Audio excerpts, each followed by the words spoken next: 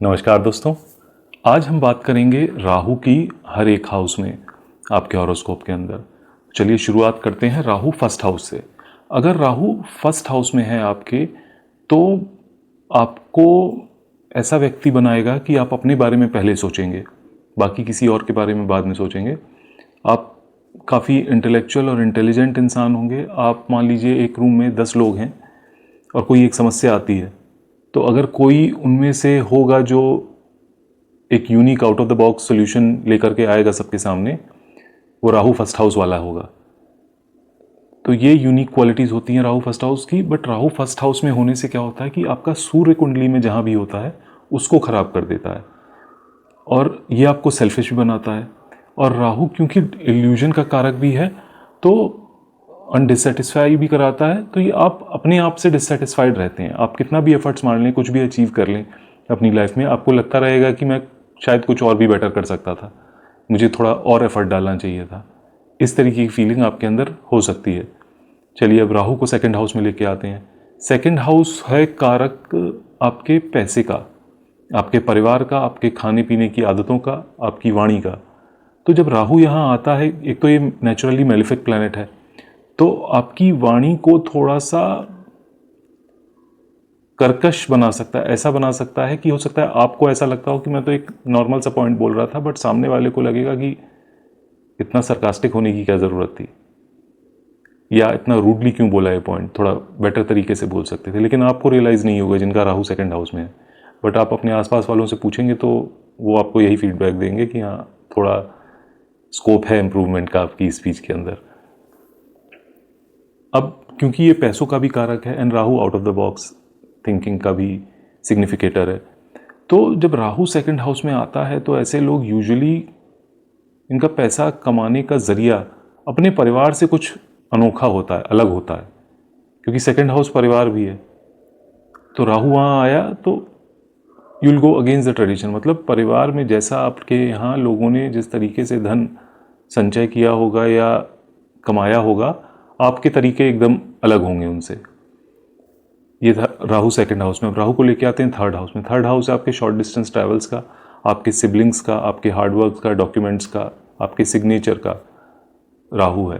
तो राहु जब third house में आता है तो आपको अटैच करता है अपने हार्डवर्क से। अब आप जब हार्डवर्क से अटैच हो जाते हैं तो आपको मेहनत करने से फिर डर नहीं लगता, और जब मेहनत करेंगे आप तो सक्सेस आपको मिल ही जानी है कहीं ना कहीं से। लेकिन क्योंकि सिबलिंग्स भी इसी हाउस से दर्शाए जाते हैं हमारे कुंडली के अंदर, तो राहु क्या करता है, आपको अपने सिबलिंग से डिससेटिस्फाइड रखेगा। आप बहुत कुछ करना चाहेंगे, आपको अटैच भी उनसे रखेगा कि आप बहुत ज़्यादा क्लोज होंगे अपने सिबलिंग के, लेकिन आप उनसे जो एक्सपेक्टेशन आपकी रहेगी उसकी वजह से आप डिससेटिस्फाइड रहेंगे। ये एक इशू आप देख सकते हैं। आपके शॉर्ट डिस्टेंस जो ट्रैवल्स होंगे, यूजुअली आप पाएंगे कि आपको थोड़ा ट्रेडिशनल ऑप्शंस जो होते हैं ट्रैवल के लोगों के लिए आसपास के, आपकी चॉइस थोड़ी अलग होगी, उससे डिफरेंट होगी। ये भी पॉसिबिलिटी, क्योंकि थर्ड हाउस आपका नेबरहुड भी है, तो आपका पड़ोसी ही राहु की तरह हो, कि कुछ विचित्र सा कैरेक्टर हो। मतलब एक ऑर्डिनरी नॉर्मल जो आप अपने आस पड़ोस में बाकी लोगों को देखेंगे, ये जो आपका नेक्स्ट डोर नेबर होगा कुछ तो डिफरेंट होगा इसके बारे में, आप जो नोटिसेबल डिफरेंस होगा, और आप नोटिस करेंगे भी। चलिए अब राहु को लेके आते हैं फोर्थ हाउस में। फोर्थ हाउस नेचुरल हाउस है मून का, और मून मदर का कारक होता है। तो जब राहु यहाँ आते हैं तो आपको मदर से दूर जाना पड़ता है, या यूँ बोले कि अगर आप अपने घर से दूर जाएंगे तो आप बेहतर करेंगे अपने करियर में, कामकाज में, अगर राहु आपका चौथे भाव में। अब क्योंकि ये मेलेफिक प्लैनेट है और फोर्थ हाउस आपकी मदर को भी दर्शाता है, तो ये आपकी मदर को के लिए हेल्थ इश्यूज क्रिएट करता है राहु यहाँ जब होता है। तो जिनका भी राहु फोर्थ हाउस में हो, उनको अपनी मदर की तबीयत का ध्यान रखना चाहिए। राहु को फिफ्थ हाउस में लेके आते हैं हम। फिफ्थ हाउस है आपकी एजुकेशन का, आपके एंटरटेनमेंट का, आपकी मेंटल पीस का, आपके विचारों का, मंत्रा चैंटिंग का फिफ्थ हाउस है, आपके रोमांटिक रिलेशनशिप्स का फिफ्थ हाउस है। तो जब राहु फिफ्थ हाउस में आता है तो आपको अपने रोमांटिक पार्टनर से अटैच बहुत ज़्यादा कराता है, बट अटैच होने के साथ साथ जिस चीज़ से राहु आपको अटैच कराएगा उसी से डिससेटिस्फाई भी कराएगा। तो आपकी एक्सपेक्टेशंस जो अपने रोमांटिक पार्टनर से होती हैं वो इतनी ज़्यादा हो जाती हैं कि जिसकी वजह से आप डिससेटिस्फाइड भी हो जाते हैं उनसे। और यही कारण है कि जब राहु 5th हाउस में आता है तो आपके मल्टीपल ब्रेकअप्स भी होते हैं। तो जिनका राहु 5th हाउस में है और अगर आपका भी पहला रिलेशनशिप चल रहा है और आप इस डिल्यूजन में हैं कि बस यही है अब ज़िंदगी भर का साथ, तो इल्यूजन आपका जल्दी ही टूटेगा। राहु 5th हाउस में रोमांटिक रिलेशनशिप्स बहुत स्मूथली नहीं चलने देता, मल्टीपल ब्रेकअप्स कराता है। अब 5th हाउस आपका एजुकेशन का भी है, तो राहु जो 5th हाउस में होगा और out of the box thinking भी राहु है, तो आप कुछ ऐसे सब्जेक्ट्स को पढ़ना पसंद करेंगे जो कि शायद नॉर्मली आपके परिवार में किसी ने ना पढ़े हों, तो आपका इंटरेस्ट उस तरफ ज़्यादा जाता है। या अगर आप सिमिलर काइंड ऑफ सब्जेक्ट्स पढ़ भी रहे हैं तो आपका पढ़ाई करने का तरीका बहुत अलग होगा। सबने कॉलेज जाके पढ़ाई करी है तो आप घर से वीडियोस के थ्रू ही पढ़ाई कर रहे हैं, डिस्टेंस लर्निंग कर रहे हैं, ऐसा हो सकता है। तो ये राहु 5th हाउस के कैरेक्टरिस्टिक्स हैं। अब अच्छा, 5th हाउस आपके फर्स्ट बॉन्ड को भी रिप्रेजेंट करता है, तो बहुत हाई पॉसिबिलिटी है कि अगर राहु वहाँ है तो आपका फर्स्ट बॉन्ड राहु की तरह हो। वो आपको दिमाग में बहुत तेज़ होगा आपके फर्स्ट बॉन्ड, लेकिन उसका दिमाग पूरा सिर्फ खुराफातों पे ज़्यादा चलेगा। तो आपको थोड़ा ध्यान रखना चाहिए, अगर आपका राहु 5th हाउस में है तो आपके बच्चे का दिमाग बहुत गलेबल है और किसी भी डायरेक्शन में जा सकता है। चलिए अब राहु को 6th हाउस में लेके आते हैं।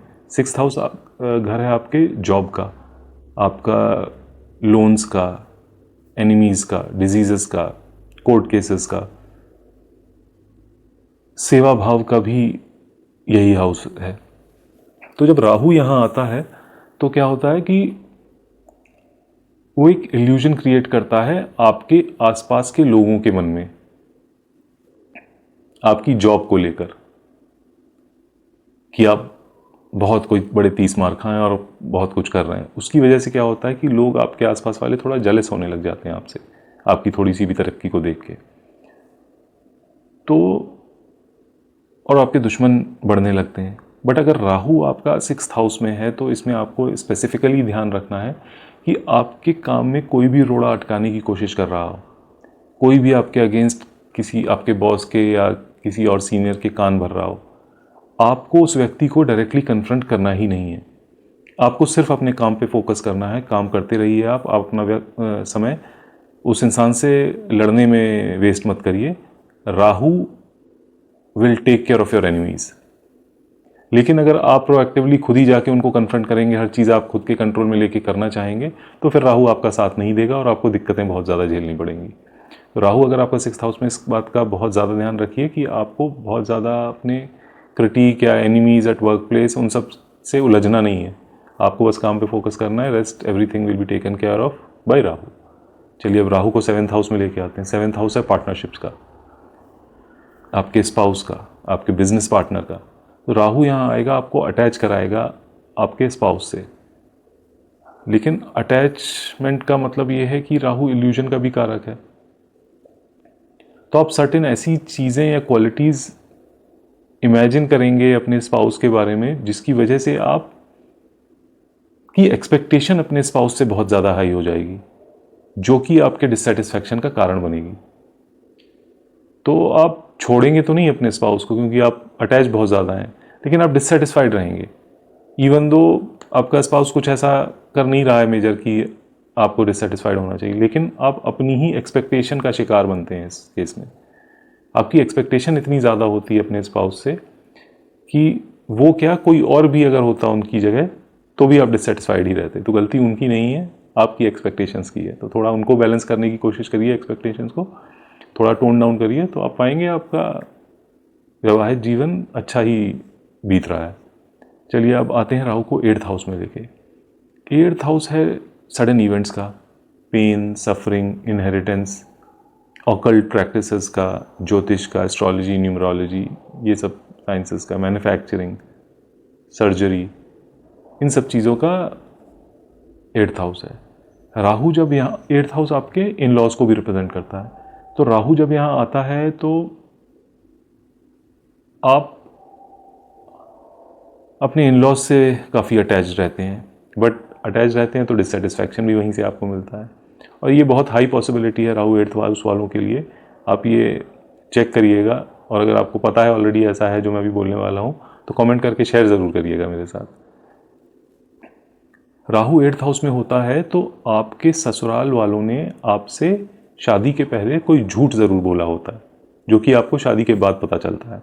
अब वो झूठ बहुत मेजर भी हो सकता है, एक छोटी सी भी कोई बात हो सकती है जो कि शायद आपको उतना बॉदर ना करे, लेकिन ऐसा होता ज़रूर है राहु 8th हाउस वालों के साथ। चलिए अब राहु को 9th हाउस में लेके आते हैं।